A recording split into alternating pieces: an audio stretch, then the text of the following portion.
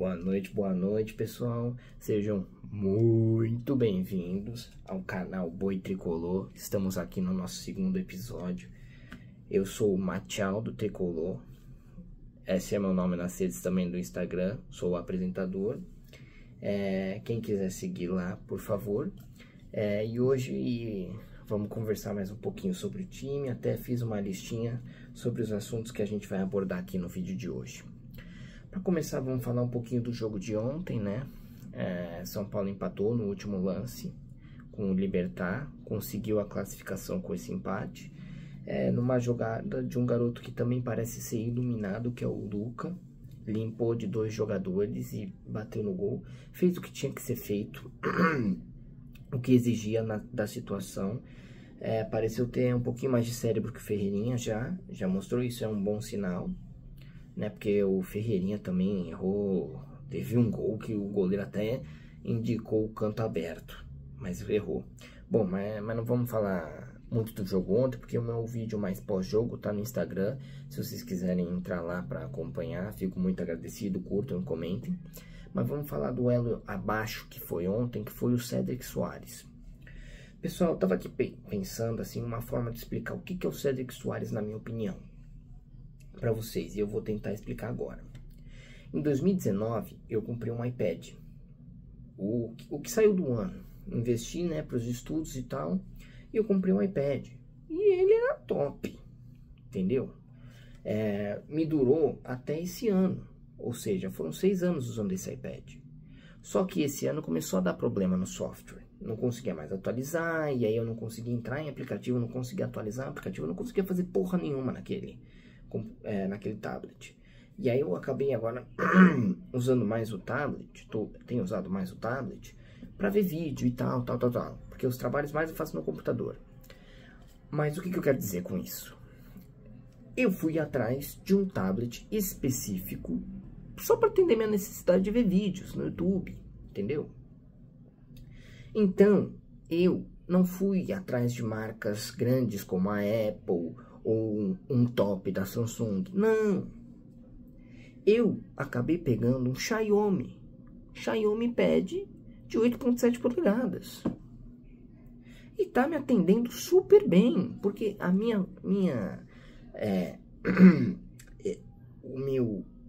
o que eu estava procurando é só um para ver vídeo, nada demais. O Cédric é o meu Xiaomi. Ele faz a funçãozinha de lateral dele, porque nós tínhamos um lateral bizonho de ruim, que foi o Igor Vinícius, que é o Igor Vinícius. Tanto é que o esperado é nesse meio de ano que ele saia do time, porque o São Paulo também não tem intenção de renovar, e na minha opinião também não tem que renovar. Agora, o Cédric, sim, ele suprime as necessidades assim. Não vamos comentar quando ele tá de ponta, porque isso é bizarrice, ele nunca vai render como ponta, porque ele é lateral. Agora, como lateral, ele é decente até. Ele é decente. Mas não é nada demais, é o Xiaomi. Ele é bom porque não tínhamos nada.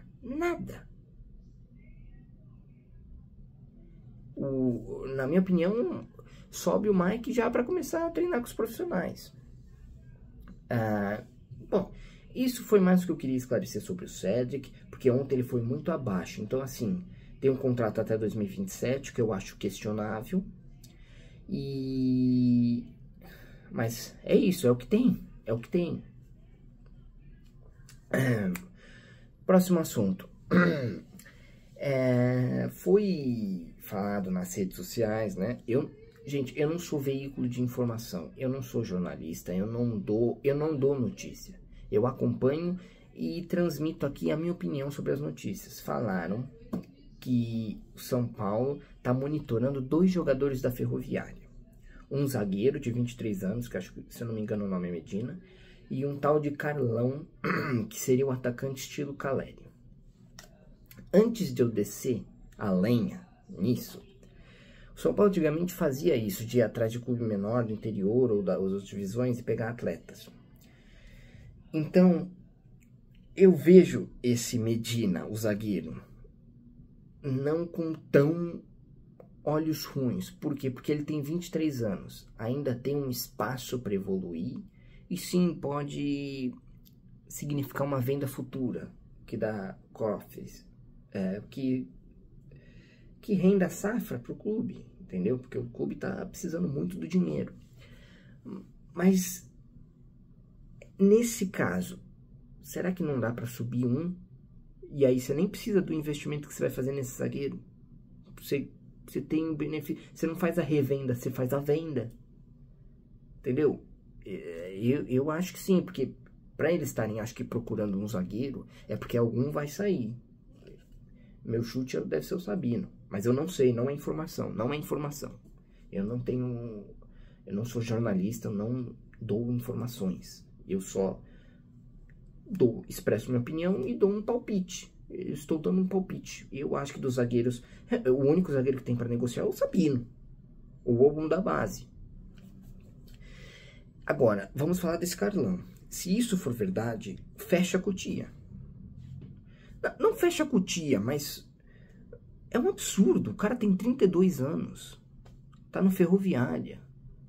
Esse é o tipo de jogador que o São Paulo não tem que focar as forças. Não tem. Eu entendo ir atrás de um outro jogador estilo Caleri, porque não tem. E eu acho que um da base ainda não tem um porte para brigar lá na frente. Não tem porte físico. Mas, meu, não é porque tá quebrado que tem que ser um tal de um Carlão do Ferroviária. De 32 anos. Não, gente, não. Isso não. Isso é burrada. Isso é burrada. Isso eu não sou a favor, não. Não. Eu achei que era piada quando falaram isso. Porque... Pô, gente, é sério que não consegue achar? Meu... Enfim... Torcedor São Paulino esse ano, olha... Vamos ter que ter paciência. Próximo assunto, galera. Vamos falar do Grêmio. O que eu espero para sábado? Sábado... Se vier com a escalação que foi contra o Libertad, eu acho que ok. Só que eu faria uma troca do Marcos Antônio pelo Pablo Maia. Aí deixa o Alisson e o Pablo Maia no meio. Oscar como camisa 10. Na ponta direita o Lucas Ferreira, na esquerda o Ferreirinha, ou quem sabe até o Luca. Tem que dar moral, tem que dar moral pra esse moleque. E o André Silva. E também na zaga, agora eu vi à tarde, parece que o Juan tá com algumas dores e não sabem se ele vai ser relacionado pro sábado. Então, talvez o Arboleda talvez entre na escalação titular. Agora, é o que eu falei já em outros vídeos meus. Sábado tem obrigação de ganhar. Entenderam? Obrigação de ganhar. O Grêmio, em 10 jogos, acho que só tem uma vitória.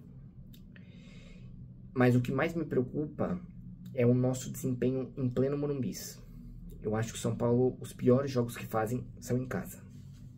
E isso me preocupa. Porque até mesmo ontem contra o Libertad, eu acho que o Libertad tinha uma vitória em 7 jogos. E apesar de ser um empate heróico, não era para ser empate. Porque mesmo com um a mais, o São Paulo manteve domínio do jogo. Vamos ser sinceros, né, pessoal? Mas a burrada do Cedric foi o que gerou o gol em bola parada. Tanto que o gol que eles acharam foi de bola parada, não foi de jogada trabalhada, porque eles não trabalharam porra nenhuma. O Rafael, tirando o gol que foi tomado, não fez nenhuma defesa, porque não foi exigido. Então, contra o Grêmio é vida ou morte, tem que dar tudo que eles têm, porque em casa, contra um time mal também, tem que ganhar. Qualquer resultado diferente da vitória é desastre, na minha opinião. E na esquerda eu também acho que iria de Enzo Dias. Não acho que o Wendel vá conseguir. E na direita eu fico em dúvida, porque depois de ontem mete o Ferrarese. O Ferrarese acho que até entrou bem no jogo. E é isso pro Grêmio. Não pode ter medo, não chama o adversário para jogar em pleno terreno caseiro. O Morumbis é para nós impormos o jogo, não o adversário. Não chamar o adversário para jogar. Entendeu?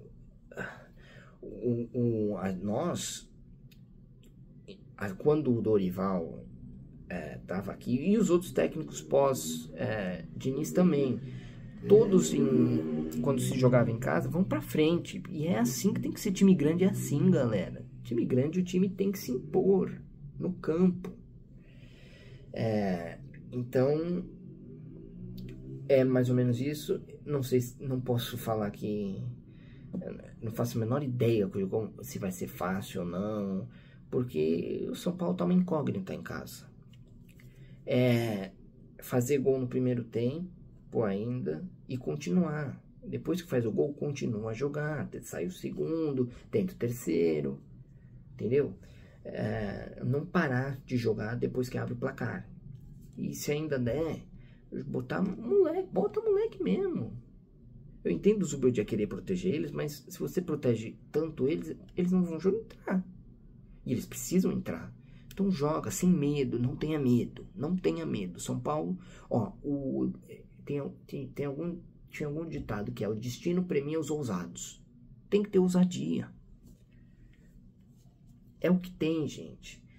Pessoal, o que me irrita é que usam o termo elenco curto como elenco ruim.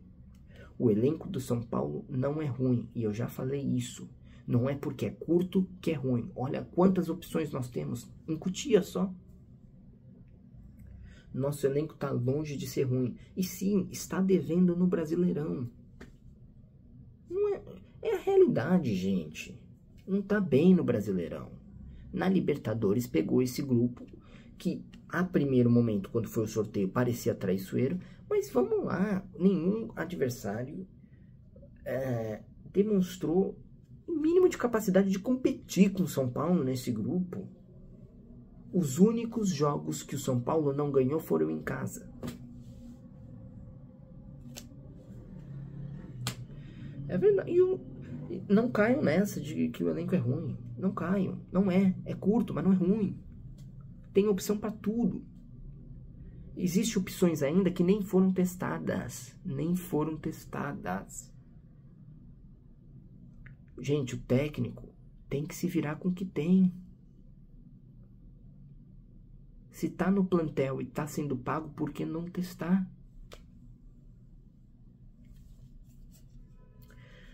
Virando a página, pessoal, hoje também saiu um vídeo do Lucas, onde ele explica a situação dele na lesão que ele tem, na cápsula do joelho, alguma coisa assim. E meu único comentário não tem departamento médico para falar isso? É o jogador que tem que vir falar para nós? Sabe, gente? Precisam começar a ser muito mais claros sobre os atletas. Não tem problema se machucar. É coisa do jogo. Agora, a única coisa que eu acho que o torcedor pede é a transparência. Queremos entender também o que aconteceu, o que está acontecendo. Porque ficamos umas 8 semanas sem o atleta. Volta a 2 jogos. E agora já vamos perder ele mais? Pelo que ele está falando, acho que a expectativa é depois pelo que estão falando, a expectativa é depois do Mundial. Depois da pausa. Então precisa ser um pouquinho mais transparente com o torcedor. O torcedor quer entender, o torcedor quer participar, o torcedor quer saber. Mas muita gente fala, mas isso o torcedor não quer mesmo saber assim. Mas precisa saber. Tem que informar o que o torcedor precisa saber.